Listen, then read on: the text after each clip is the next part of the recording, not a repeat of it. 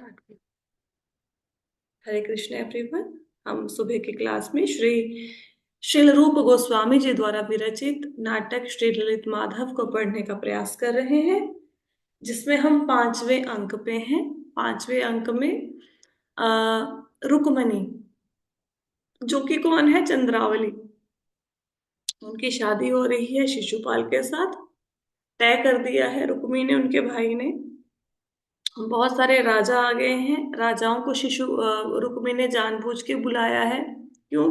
क्योंकि उसको पता है कि जो मेरी बहन है उसका प्रेम भगवान कृष्ण के प्रति है, तो हो सकता है कृष्ण ये जो शादी है इसमें कोई विघ्न डालने की कोशिश करें। तो राजाओं को बुला लिया है कि ताकि कोई विघ्न डाले कृष्ण आकर, तो आप फिर सहायता करना, उनके ऊपर आक्रमण करना। तो बहुत से राजा इकट्ठे हो गए हैं विदर्भ नगरी में। भगवान कृष्ण ने रुक्मिणी जी के पत्र का उत्तर दिया है, ये लिखकर। देखो, थोड़ा सा जब भागवतम आप पढ़ोगे और जब ये ललित माधव का पढ़ोगे तो थोड़ा सा लीला भेद है यहाँ पे। आचार्य कहते हैं कि जैसे किसी किसी कल्प में लीला भेद होता है, मतलब हर बार होता ऐसा ही है कि कृष्ण और रुक्मिणी जी की शादी होती है, होता यही है जब भी भगवान लीला करते हैं, अवतरित होते हैं। लेकिन कहीं कहीं पे किसी किसी कल्प में लीला भेद ऐसे हो जाता है कि भागवतम में आपको मिलेगा लिखा हुआ कि जब ब्राह्मण भगवान कृष्ण के पास पत्र लेके गया रुक्मिणी का, तो भगवान कृष्ण ने उनको आश्वासन दिया कि वो रुक्मिणी का हरण करने जरूर आएंगे विदर्भ देश में। लेकिन अगर ललित माधव को पढ़ेंगे तो ललित माधव में आएगा कि भगवान ने उत्तर दिया कि भाई मैं तो वृंदावन की गोपियों का ही हूँ। तो उन्होंने आने से इनकार कर दिया है, ऐसे एक ढंग से, है ना। आपको ऐसा पढ़ने को मिलेगा, वो कोई बात नहीं। इस बात को कैसे समझना है कि हो सकता है किसी कल्प में, भगवान तो कितनी बार यहाँ पे आए हैं, हम मतलब हमेशा ही हर ब्रह्मा के एक दिन में ब्रह्मा भगवान का अवतरण होता है। तो हो सकता है किसी समय भगवान ने ये लीला करी हो, इसको ऐसे समझना है। क्योंकि अगर रूप गोस्वामी जी को नजर आ रहा है कि भगवान ने ये लीला करी है, तो उसमें झूठ नहीं हो सकता कुछ भी।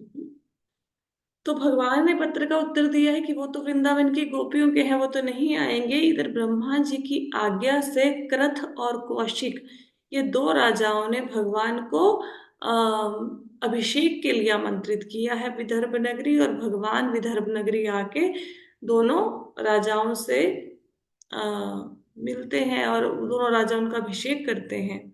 तो जो राजा भीष्मक होता है, जो रुक्मिणी के अर्थात चंद्रावली, मैं दोनों नाम इसलिए ले रही हूँ ताकि आपको पता लग जाए कि दोनों एक ही हैं, चंद्रावली और रुक्मिणी। तो रुक्मिणी के पिता जो भीष्मक राजा है, वो कृथ और कौशिक से प्रार्थना करते हैं कि आप ऐसा करो, भगवान कृष्ण से प्रार्थना करो कि वो जब वो गौरी पूजन के लिए जाएंगे मंदिर में, तो वहां से उनका हरण कर लें।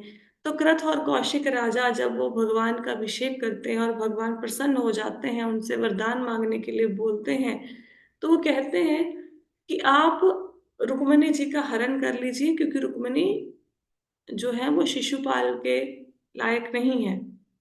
जैसे गधे के गले में फूलों की माला डाल दो, ऐसा है। तो भगवान कृष्ण उनकी प्रार्थना को स्वीकार कर लेते हैं। पर उन यहाँ पे भगवान कृष्ण अपने लिए हरण नहीं कर रहे रुक्मिणी देवी का। उनको ऐसा लगता है कि कृथ और कौशिक राजाओं ने प्रार्थना करी है, तो हरण करके उनको सौंपना है रुक्मिणी जी को। पर एक्चुअल में ऐसा नहीं है। तो भगवान नर्तक का, जो नाचने गाने वाले होते हैं ना, नर्तक नट, उनका भेष धारण करके आ, क्योंकि रुक्मिणी ने क्या किया था, रुक्मिणी के भाई ने जो मंदिर था जहाँ पे पूजन करने जाना था रुक्मिणी देवी ने, उसमें बहुत कड़ा पहरा लगा दिया था सैनिकों का। सारे राजाओं को मंदिर के द्वार पर खड़ा कर दिया था कि कोई यहाँ से मेरी मतलब बहन का अपहरण ना करके ले जाए। तो भगवान नट के भेष में प्रवेश करते हैं गरुड़ के साथ। तो गरुड़ रुक्मिणी जी को देखकर उनके सौंदर्य की प्रशंसा करते हैं और कहते हैं कि ये तो जैसे भगवान कृष्ण को कहते हैं कि जैसे लक्ष्मी जी प्रकट हुई थी समुद्र मंथन से, उन्होंने सारे देवी देवताओं को, सॉरी, सारे देवताओं को छोड़कर आपका वरण किया था, उसी प्रकार ये जो रुक्मिणी देवी हैं ये आपके ही अनुरूप है। आप ही इसका, इनका पानी ग्रहण, मतलब इनको स्वीकार करें, इनसे विवाह करें। पर भगवान देखते ही नहीं है। वो तो राधा, विशाखा, ललिता, चंद्रावली इनको पुकारने के लिए लगे हुए हैं ना। उधर चंद्रावली अर्थात रुक्मणी क्या करती हैं, वो देखती हैं कि भगवान कृष्ण तो आए नहीं। उनको ये भी पता है कि वो ब्रजभूमि से बहुत दूर है, उनको एक पराये देश में मतलब ले आए हैं उनके भाई। उनको ये भी नहीं पता कि भगवान कृष्ण कहाँ है और उन तक जाने का मार्ग क्या है। अब जैसे सपोज करो किसी को यहाँ से उठा के अमेरिका भेज दे, अब उसको पता ही नहीं कहाँ ये पासपोर्ट बनेगा, कहाँ एयरपोर्ट है, कैसे जाना है। तो क्या करेगा, बंदा फंस जाएगा ना। रुक्मिणी जी वहां पे अपने आप को फंसा हुआ महसूस कर रही हैं, तो वो क्या डिसाइड करती हैं कि जो यज्ञ कुंड है उसमें प्रवेश करके अपने जीवन का अंत कर देंगी। तो उनकी सखियां रोकती हैं लेकिन वो रुकती नहीं है।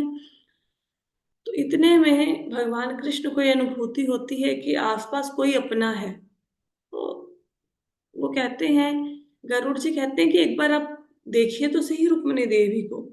तो भगवान कृष्ण कहते हैं ठीक है, एक बार देखते हैं कि वो कन्या को जिसका वो हरण करने आए हैं। तो जब देखते हैं रुक्मिणी जी को तो पहचान जाते हैं कि ये तो चंद्रावली है ना। तो देखते हैं कि वो तो प्रदक्षिणा कर रही है, परिक्रमा कर रही हैं यज्ञ कुंड की।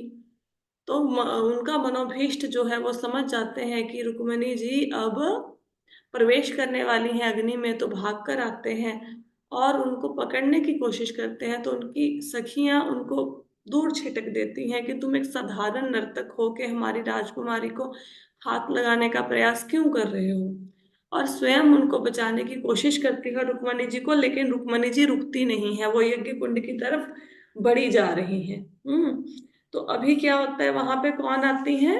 अभी यहाँ तक हमने कथा कल करी थी, अभी यहाँ पे किसका किसकी एंट्री है, पौर्णमासी की।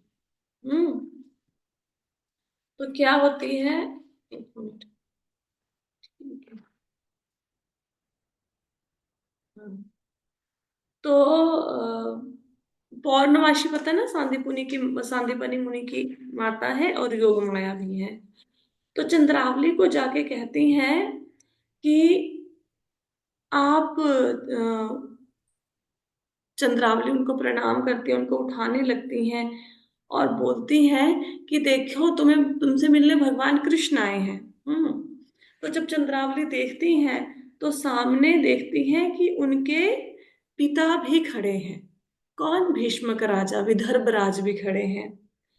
तो वो लज्जित हो जाती हैं कि जब पिता को सामने देखती हैं कि पिता क्या सोचेंगे कि मैं शिशुपाल से शादी ना करवाने के लिए यज्ञ की कुंड में प्रवेश करने जा रही थी। थोड़ा लज्जित हो जाती हैं, पौर्णमासी के पीछे छुप जाती हैं।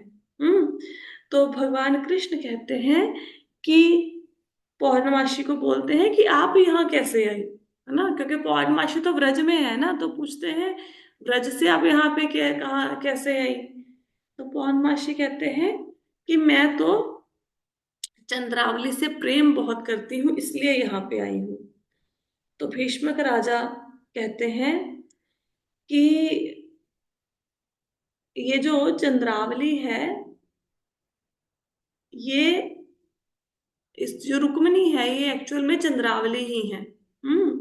वो अपना ये रहस्य प्रकट करते हैं कि भाई, मतलब वहां पे बताया होगा उन्होंने कि पूतना के भय से राजाओं ने अपनी कन्याओं को छोड़ दिया था ब्रज में।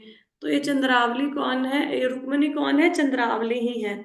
और भीष्मक राजा वहां पे घोषणा करते हैं कि जो भगवान कृष्ण है आज से मेरी कन्या के वर हुए। मतलब मैं अपनी कन्या का हाथ, चंद्रावली का रुक्मिणी का हाथ, ये चंद्रावली और रुक्मिणी दो नहीं है। मैं दो बार ये नाम इसलिए ले रही हूं ताकि कंफ्यूजन ना रह जाए कोई। चंद्रावली ही रुक्मिणी है। कैसे समझोगे, जैसे किसी ने किसी को अपनी बेटी दे दी है, गोद दे दी, तो उसने उसका नाम रख दिया, जैसे एक नाम रख दिया, फिर बाद में उन्होंने अपनी पुत्री को वापस ले लिया। तो जो एक्चुअल माँ बाप है उन्होंने उनका नाम करण संस्कार किया ऐसे। तो घोषणा करते हैं कि रुक्मिणी के पति आज से कौन हुए, भगवान कृष्ण। तो वो पौर्णमासी भी कहती हैं कि ठीक है भाई, भगवान कृष्ण के प्रति आप अपनी कन्या का समर्पण करो। इससे तो आपके सारे पुण्यों का उदय हो गया है कि भाई आज आपने अपनी कन्या का विवाह भगवान श्री कृष्ण से करने की घोषणा की है, तो इससे आप और भी पुण्यवान हो गए हो। तो भगवान कृष्ण मन में क्या सोचते हैं? भगवान कृष्ण कहते हैं कि मेरी प्राण बल्लवा तो श्री राधा है। अब उनके बिना मैं चंद्रावली को अगर स्वीकार करूंगा, ये तो अपराध हो जाएगा। तो भगवान कृष्ण जानते हैं ना कि वो तो राधा रानी से प्रेम करते हैं। अब राधा रानी वहां पे है नहीं, अगर चंद्रावली से विवाह करेंगे फिर ये तो राधा रानी के प्रति अपराध हो जाएगा। हम्म। तो कहते हैं कि ये तो उसकी मतलब बहन भी है, सखी भी है ना। भीष्मक राजा क्या कहते हैं कि आ, वो उनसे प्रार्थना करते हैं कि मेरी ये प्रतिज्ञा है कि जो मेरी वो है बेटी, वो मैं आपको ही भेंट करता हूँ, और आप मेरी बेटी के सिवाय किसी और का पाणी ग्रहण नहीं कर सकते, कि मेरी बेटी के सिवाय किसी और के साथ आप विवाह नहीं कर सकते। ये कंडीशन रख देते हैं भीष्मक राजा। अब भगवान कृष्ण फंस गए, क्योंकि वो तो राधा रानी से प्रेम करते हैं, और भीष्मक राजा ने बोला है कि मैं चंद्रावली को अर्थात रुक्मिणी को आपको सौंपता हूँ, इसके सिवाय आप किसी का पाणी ग्रहण नहीं कर सकते, किसी के साथ शादी नहीं कर सकते। तो भगवान कृष्ण पौर्णमासी की तरफ देखते हैं, पौर्णमासी का मुख देखने लगते हैं। तो पौर्णमासी कहती हैं कि इसमें तो कोई नुकसान नहीं है, मतलब कोई अहित की बात नहीं है, ये तो ब्रज की गोपी हैं जो चंद्रावली हैं, तो इनका अगर आप विवाह करते हो तो इसमें क्षति क्या है। तो गरुड़राज, अब गरुड़राज बीच में, गरुड़ पता है ना भगवान विष्णु के वाहन है, तो गरुड़ जी बीच में वो करते हैं, हस्तक्षेप करते हैं। वो क्या कहते हैं गरुड़ जी कि जब ये जो रुक्मिणी है, वो आपको प्रार्थना करेंगी कि आप किसी और कन्या का पानी ग्रहण कर लो, किसी से विवाह कर लो, तब आप किसी और से पानी ग्रहण कर सकते हो, विवाह कर सकते हो। तो गरुड़ जी क्या बीच का, भीष्मक राजा ने बोला कि भाई मेरी कन्या को स्वीकार करो, रुक्मिणी को स्वीकार करो, इनके सिवाय किसी से शादी आप कर नहीं सकते। पौर्णमासी ने बोला कि ठीक है भाई शादी करो इनसे, क्योंकि ये तो चंद्रावली ही है। अब भगवान कृष्ण फंस गए, क्योंकि वो तो राधा रानी से प्रेम करते हैं ना।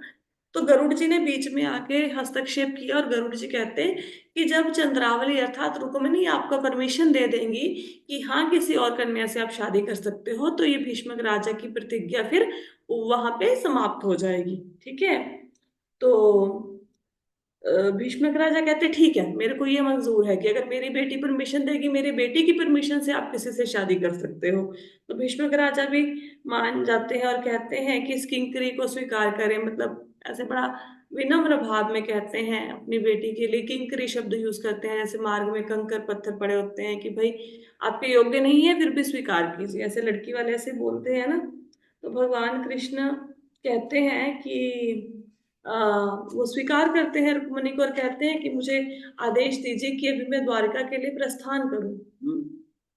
तो ऐसा कहकर भगवान कृष्ण वहां पे सपरिवार प्रस्थान करते हैं। ठीक है। अच्छा, अब क्या होता है, स्टेज के पीछे से आवाजें आती हैं, ये मेरा घोड़ा है, ये मेरा हाथी है, दूसरा कहता है ये मेरा हाथी है, ये मेरा रथ है, मेरा रथ है, मेरी तलवार है, ये है। ऐसे स्टेज के पीछे से आवाजें आती हैं, क्यों आती हैं? क्योंकि अब सारे राजा देखते हैं कि भगवान कृष्ण रुक्मिणी को लेके जा रहे हैं, तो सब लोग युद्ध की तैयारी शुरू कर देते हैं कि अभी भगवान कृष्ण से युद्ध करेंगे और रुक्मिणी को प्राप्त कर लेंगे। तो पीछे से कोलाहल होना शुरू हो जाता है ना। तो भीष्म का राजा अब परेशान हो जाते हैं, और क्या कहते हैं कि अरे भाई ये तो सारे राजा युद्ध करने के लिए तैयार हो गए हैं, भगवान कृष्ण क्योंकि रुक्मिणी का हरण करके लेके जा रहे हैं। तो फिर उनको और डर लगता है भीष्मक राजा को कि अब आगे क्या होगा। इतने वो देखते हैं कि बलदेव जी आ गए हैं। बलदेव जी कौन? भगवान कृष्ण के बड़े भाई। तो कहते हैं कि ये तो यादव सेना को लेके, यदु सेना को लेके बलदेव जी आ गए हैं। हाँ। और कहते हैं बलदेव जी कहते हैं कि मैं सारे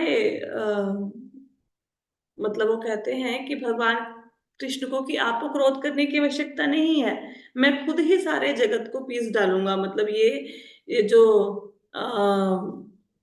राजा है मेरे सामने, इन सबको मैं युद्ध में हरा दूंगा।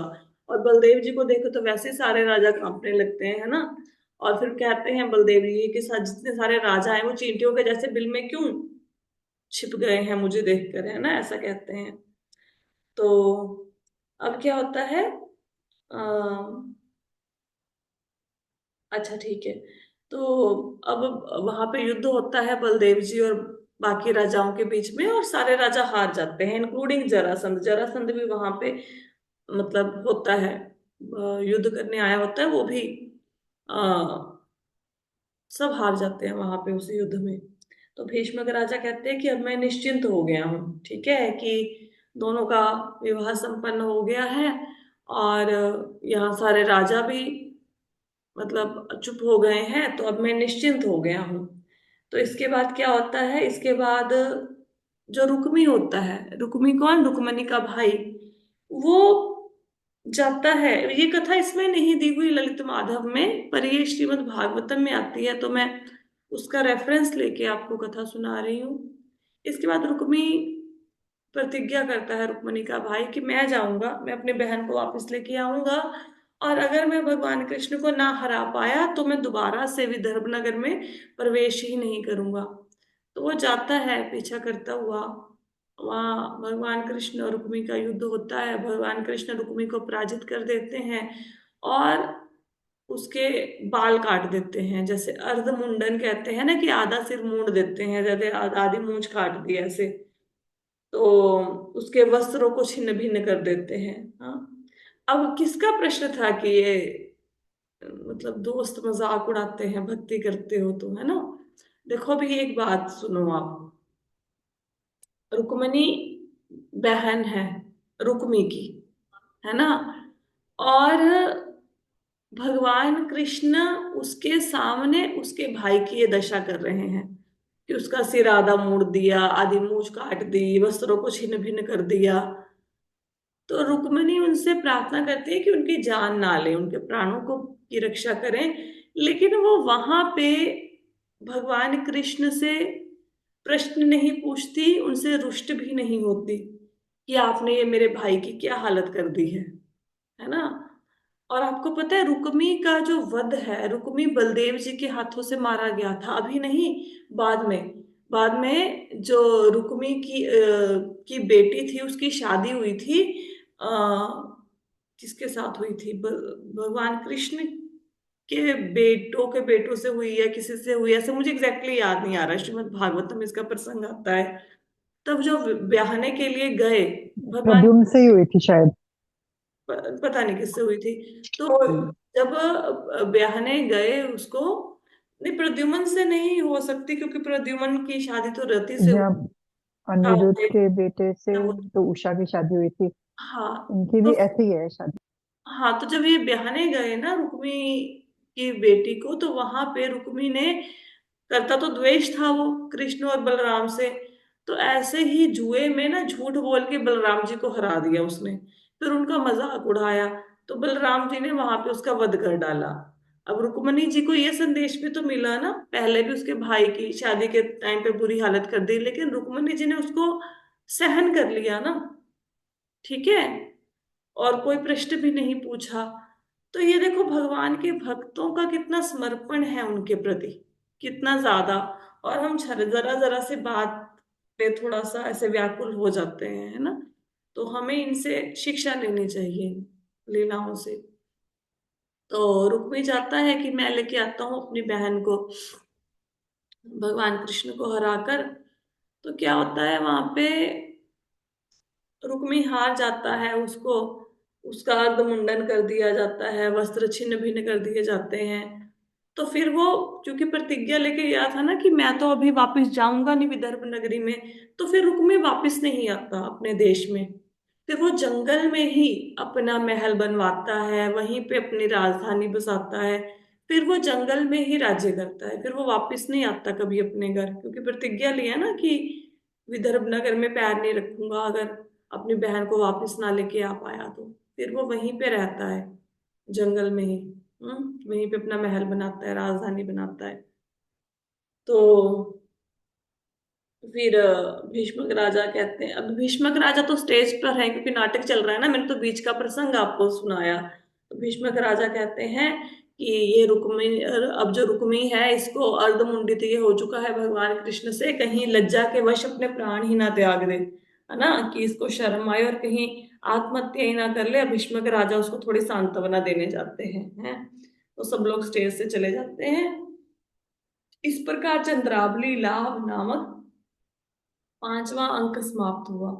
तो इसके साथ ही हमारा ये फिफ्थ जो अंक है इसकी यहाँ पे समाप्ति होती है, विश्राम होता है। ठीक है, तो कथा सबको समझ में आई? हम्म, जी माता जी। ठीक है ये, ओके, स्लाइड पर चूज कर ली, ठीक है। तो अभी इसके बाद जो छठा अंक होगा, छठे अंक में अब देखो दो नायिकाएं हैं नाटक की। जो व्रज की नायिका है वो है राधा रानी, और जो द्वारिका की नायिका है वो है रुक्मणी, जो कि चंद्रावली है। ठीक है, अब यहाँ पे द्वारिका की प्रधान नायिका रुक्मणी जी और व्रज की प्रधान नायिका गोकुल की राधा रानी। अब छठे अंक में राधा रानी की कथा होगी कि राधा रानी, एक मिनट, फॉलो करो सर। तो अब पांचवें अंक तक आपने पढ़ा कि रुक्मिणी जी का विवाह कैसे हुआ भगवान कृष्ण से, वो चंद्रावली थी। अब छठे अंक में आप क्या पढ़ोगे कि राधा रानी का विवाह भगवान कृष्ण से कैसे हुआ। हम्म और ये सब, ये बहुत ही ना गूढ़ कथाएं हैं। ये आपने कभी, मुझे लगता है आज तक शायद सुनी भी ना हो, पढ़ी भी ना हो, क्योंकि मैंने भी इसका जो, जैसे भागवतम पढ़ा तो भागवतम में ये कथा नहीं आती, ये लीला नहीं आती। तो ये इसी ललित माधव में ही आपको मिलेंगी। बहुत ही सुंदर, बहुत ही अद्भुत प्रसंग है, बहुत ही अद्भुत लीला है। अ, तो कल की कथा बहुत ही अ, बढ़िया होने वाली है। कथा तो खैर रोज ही अच्छी होती है, तो कल आप कथा जरूर सुनना। या ये प्रसंग आपने कभी सुना नहीं होगा। तो गुजरात में भी एक वृंदावन है, उसका भी उल्लेख कल की कथा में आएगा। तो ये हम कल चर्चा करेंगे क्योंकि वो टोटली डिफरेंट है कथा। अब जैसे हमने नाटक शुरू किया तो व्रज की लीलाओं से नाटक शुरू हुआ, है ना। व्रज की लीलाओं से फिर विरह की जो वो पीड़ा है उसका वर्णन हुआ, जब भगवान कृष्ण जाते हैं। फिर सीधे सीधे हम कहाँ पे आ गए, रुक्मणी जी के विवाह पे आ गए। अब सीधे सीधे कहाँ प्रवेश कर जाएंगे, राधा कृष्ण की लीलाओं में प्रवेश कर जाएंगे। ठीक है, तो ऐसे मतलब थोड़ा अलग अलग लीलाएं इस नाटक में बताई हुई हैं, उसका वर्णन हम कल करेंगे। कुछ नहीं समझ आया तो प्रश्न कर सकते हैं। माता जी जैसे आप बता रहे हैं कि कई जगह तो जैसे आप बता रहे हैं कि भाई इनकी शादी होगी हम्म, राधा कृष्ण की, हम्म। और कहीं पे ये नहीं पता लगता कि उनकी शादी हुई थी। देखो मतलब पहली बात तो ये जो कथा है ना, डिस्प्यूट। ये आपको पता लगेगा अभी, इसका इसका इस रहस्य का जो पर्दा है वो कल उठेगा। इस रहस्य से आपको पता लगेगा कि कैसे हुई थी। ठीक है, दूसरी बात, जो एक्चुअल में राधा कृष्ण की शादी की बात करते हैं वो हुई थी भांडेर वन में, ब्रह्मा जी ने करवाई थी। अगर आप वृंदावन जाएंगे तो इस बार जब हम वृंदावन गए तो हम उस स्थान के दर्शन करके आए जहां पे राधा कृष्ण की शादी हुई थी, उसको भांडेर वन कहते हैं। क्या हुआ एक बार, आ, जो नंद बाबा थे, नंद बाबा जैसे पिता होते हैं ना कि मैं अपने बच्चों को लेके जाता हूँ, मैं बाजार लेके जाता हूँ या घुमाने लेके जाता हूँ, तो नंद बाबा भगवान कृष्ण छोटे बालक थे, उसको उनको लेके वन में आ गए। मतलब ऐसे मतलब जो वन है ना वो वहां पे 12 वन है वृंदावन में। तो वहां पे आए, इतने में क्या हुआ, बहुत जोर की बारिश होने लगी, आंधी तूफान शुरू हो गया, बहुत भयंकर मौसम हो गया। तो नंद बाबा डर गए कि भाई अब ये भगवान कृष्ण जो है इनको कहाँ पे मैं रखूं, वहां पे कोई आसपास कुछ गुफा इत्यादि दिख नहीं रहा था। छोटा बालक है तो भगवान कृष्ण भी बिल्कुल चिपट गए नंद बाबा के साथ। तो इतने में क्या हुआ, बहुत ही दो सुंदर हाथ प्रकाश हुआ, दो सुंदर हाथ नंद बाबा के आगे आ गए। तो उन हाथों में उन्होंने भगवान कृष्ण को रख दिया और फिर वो दो हाथ वहां से गायब हो गए। अब वो किसके हाथ थे, वो श्रीमती राधा रानी के हाथ थे। तो श्रीमती राधा रानी उनको लेकर भगवान कृष्ण को, जो बाल रूप में थे, वो भांडीर वन में एक जगह पे आती है जहां पे मंदिर भी है अभी इस समय। तो वहां पे राधा कृष्ण दोनों वहां पे 16 साल के किशोर अवस्था के वो बन जाते हैं, बालक बन जाते हैं। और वहां पे ब्रह्मा जी प्रकट होते हैं और दोनों की शादी करवाते हैं। फिर सब गोपियां भी वहां पे प्रकट होती हैं, जो ललिता सखी विशाखा सखी सब प्रकट होती हैं वहां पे। खूब भोज होता है, खूब खूब आनंद वहां पे आता है सबको। तो वहां पे भगवान कृष्ण और राधा रानी की का विवाह संपन्न होता है, ब्रह्मा जी संपन्न कराते हैं। वहां पे भी आप जाओगे तो वहां पे मंदिर में आपको नजर आएगा भगवान कृष्ण राधा रानी की मांग में सिंदूर भर रहे हैं। वो सब लीलाएं हैं उसमें। वहां पे वृक्षों के अंदर भी राधा कृष्ण के विवाह के, आपको थोड़ा ध्यान से देखना पड़ेगा, जो भक्ति में जितना उन्नत है वो आपको नजर आएंगे उनकी विवाह की लीला संपन्न की हुई। अदरवाइज मंदिर में भी बनी हुई है विग्रह, ब्रह्मा जी हैं एक तरफ, राधा कृष्णा है, वरमाला हो रही है, वो सब है। तो फिर वहां पे उनका विवाह संपन्न हुआ। अब नंद बाबा सोचने लगे कि कहाँ गए कृष्ण, जिन दो हाथों को सौंपा था वो दो हाथ कहाँ है। तो फिर राधा रानी फिर से वो दो हाथ प्रकट होते हैं, और जब बारिश वगैरह रुक जाती है तो फिर नंद बाबा को वो भगवान कृष्ण को दे देती हैं। तो ऐसे उस समय दोनों का विवाह हुआ था। इस घटना के साक्षी बांडीर वन के वृक्ष हैं, वहां पे उनका मंदिर है, तो आप जाएंगे तो आप देख सकते हैं। पर ये जो ललित माधव है, ये किस कॉन्टेक्स्ट में हम ये बात कर रहे हैं वो आपको कल पता लगेगा। ठीक है। ठीक है माता जी। और किसी का कोई प्रश्न है? नहीं है? ठीक है, तो फिर कल कथा करेंगे। आज क्या है, हाँ आज भगवत गीता की भी क्लास है, ठीक है जी। और इवनिंग में भगवत गीता की चर्चा पे सब लोग मिलते हैं, तब तक के तो लिए माता जी, ये जो जो हमारा ये प्रसंग चल रहा है, ये मतलब कितना है इसका, फिर भगवत गीता वो भगवतम कब से शुरू होने का है? ये थोड़ा सा है, इसके मेरे ख्याल से हम लोग 109 पेज पे पहुंच गए हैं। और 163 165 तक ये है, 170 मतलब है, थोड़े से पेजेस लगेंगे, थोड़े दिन। उसके बाद अच्छा। भागवतम शुरू करने से पहले आचार्यों की जीवनियों को पढ़ना है हमने। जैसे रूप गोस्वामी जी का पढ़ा था ना, हाँ तो जी, हाँ ऐसे जी। के बारे में पढ़ना है, सनातन गोस्वामी, रघुनाथ भट्ट गोस्वामी। तो उनके विषय में पहले हम पढ़ेंगे, पहले उसको अच्छी कंप्लीट बात। करेंगे, ठीक है। हाँ, नहीं, अच्छा है, वो आचार्यों के बारे में भी पढ़ना चाहिए वैसे ना। आचार्यों के बारे में ही पढ़ने से कृपा मिलती है। तो बाद हाँ, में बिल्कुल वो, सही कह रही हैं। है ना, भागवतम स्टार्ट करेंगे, पहले आचार्यों के बारे में पढ़ेंगे, तो फिर हम भागवतम स्टार्ट करेंगे, ठीक है। ठीक है माता जी, ठीक है, बहुत अच्छा है। Right, okay. आ, ठीक है, तो अभी कथा को यहाँ पे विश्राम देते हैं। हरे कृष्ण। हरे कृष्ण।